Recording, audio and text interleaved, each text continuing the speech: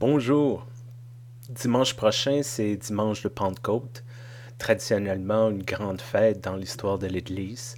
Un moment où ce que les pasteurs sortent de bons sermons sur l'Esprit Saint, sur comment les gens sont inspirés, sur la capacité de parler en langue, sur la capacité de communiquer.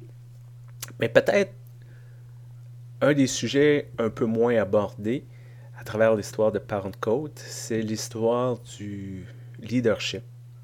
Je sais, leadership, ça sonne beaucoup des questions d'entreprise ou de club sportif ou qui est en charge, qui est responsable, qui porte le blanc, mais ainsi de suite.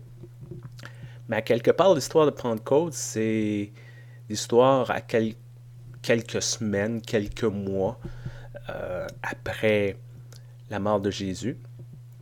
Et la question est de savoir, c'est qui est en charge. C'est un peu les disciples qui se regardent et ils disent, là, qu'est-ce qu'on fait là? C'est quoi maintenant là? Et traditionnellement, surtout dans l'Église catholique romaine, on parle de Pierre qui devient le leader, le chef de l'Église. Mais l'histoire de la Pentecôte nous offre quelque chose d'un peu plus nuancé, je pourrais dire.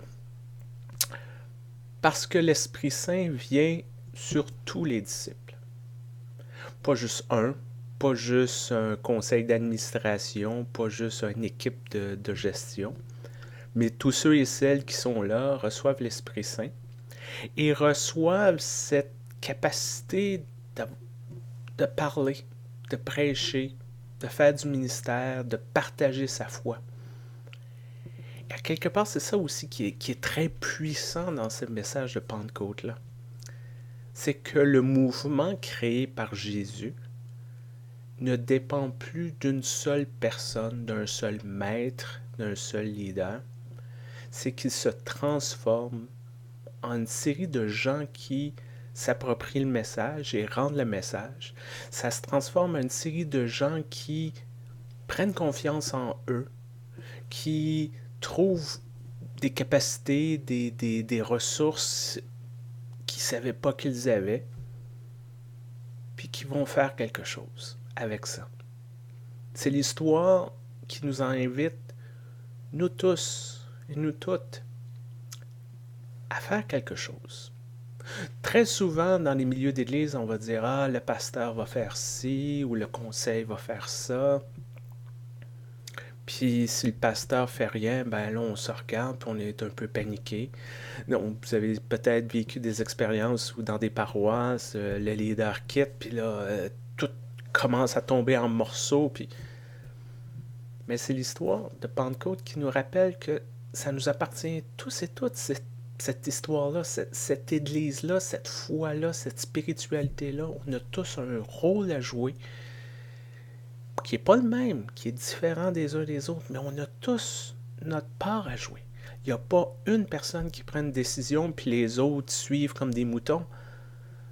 C'est plein de personnes qui prennent plein de décisions, plein d'initiatives. Des fois, ça fonctionne, des fois, ça ne fonctionne pas.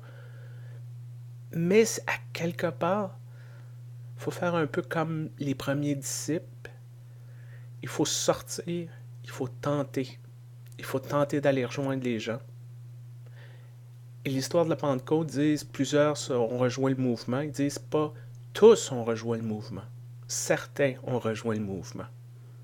Donc, si on ne rejoint pas les gens, si ça ne fonctionne pas, écoute, on aura essayé, on aura fait de quoi?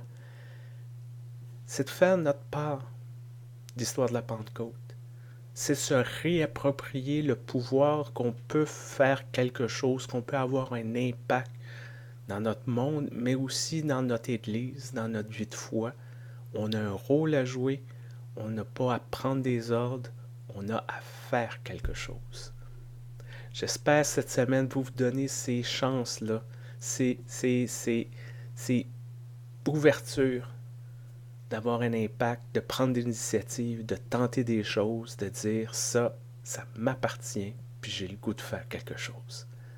Bonne semaine, portez-vous bien, bonne Pentecôte.